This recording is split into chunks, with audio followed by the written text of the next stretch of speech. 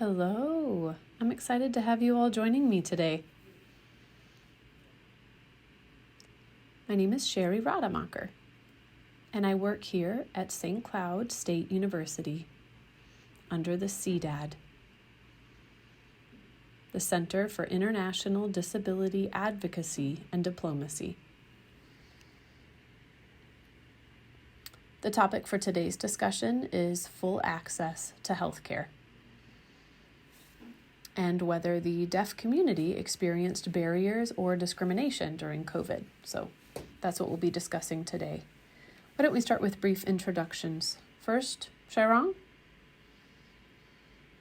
Hello, everyone. My name is Xiaorong. I'm very excited to meet all of you. I'm also here at St. Cloud State University as a visiting St. Cloud State University as a visiting researcher, researching Chinese Sign Language curriculum development. Next, Kitty. Well, hello, good morning. My name is Kitty Monahan Sewell. I'm a school counselor for MSSD students here in Washington, D.C. on the Gallaudet University campus. Great, next. Hi, good morning. My name is Makoto Ikegami. I'm from Japan, but I've lived here in the United States for 17 years. Where's here? Oh, Atlanta. I'm in Atlanta, Georgia. And I have a lot of different roles, but I am mostly a licensed clinical social worker. I provide mental health and addiction treatment for deaf and hard of hearing people. Thanks for having me here. Awesome. So exciting. Well, this interview will be brief. I'd like to put out the first question. COVID has been dragging on now for the past 2 to 3 years.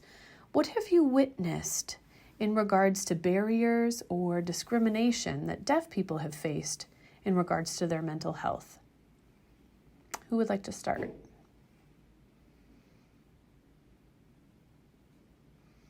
Sure. No. Go ahead. Just making sure, so please. Okay. All right, I'll start. When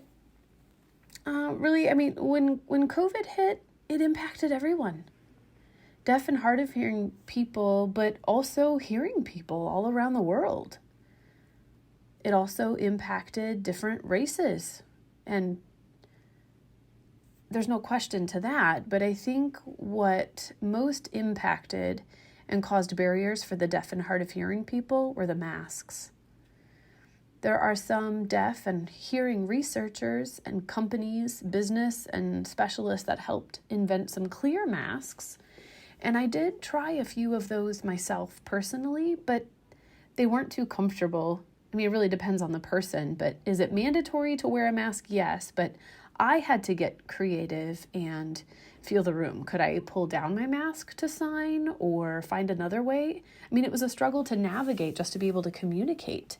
Because with masks, people often think it's only a barrier for this, but it's not only that. ASL has incorporated body language and facial expressions, and wearing a mask removes half of that.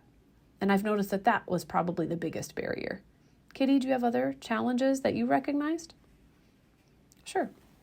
My area of expertise is more with young adults, teenagers, and children, but I did notice that during COVID, for me as a counselor here, we did virtual learning for almost a year and a half.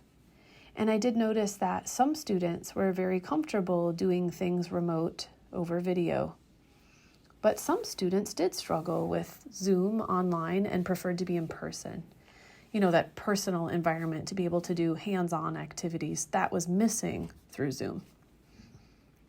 But the cool part about Zoom is that it gave us more access to more students, more people, as opposed to, for example, if a student who lived in a rural area may not have access to a therapist or not have access to a counselor, Zoom or using a VP or whatever would help them be able to reach that goal. So there really are definitely multi-layers in terms of challenges.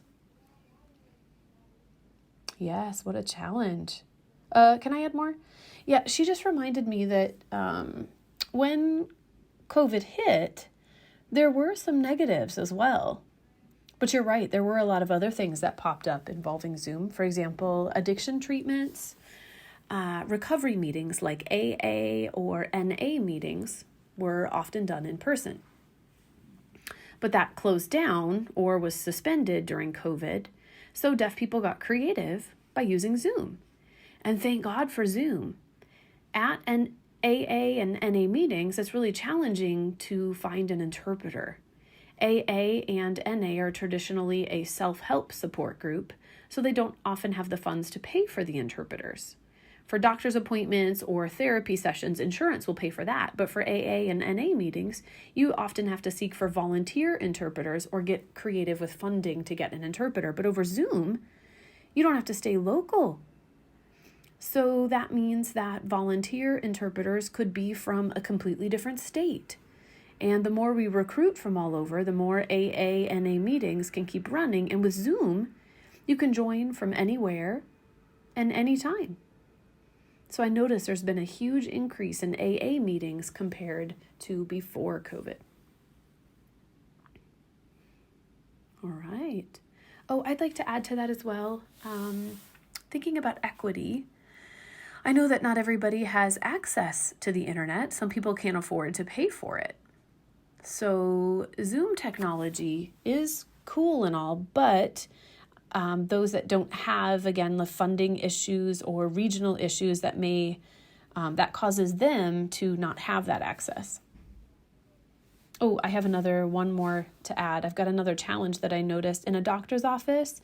Oftentimes deaf patients, hearing not so much, but need some life skills support, which often involves a social worker or a case manager that would go with them to the doctor's office. But because of COVID and social distancing, when the interpreter and case manager and the deaf patient, if they would need one, a certified deaf interpreter, were all needed in the doctor's office, they were told that no, they can't be in the same room together. So then who got prioritized? So was it the case manager or the interpreter and the doctor? I mean, at some point, the doctor was saying, no, we can't have all these people in here. But without that team, it became a huge language challenge and a support challenge. So in that kind of a situation with the social distancing in a small doctor's office, it just wasn't possible. So that was a discrimination challenge, and that was frustrating. And we realized there's a lot that we had to do for advocacy. And it's really important for people. I mean, they can't be on an unequal playing field. They needed those people involved, and the patients needed those advocates. So maybe just figuring out a bigger office or something like that. But that was a challenge as well.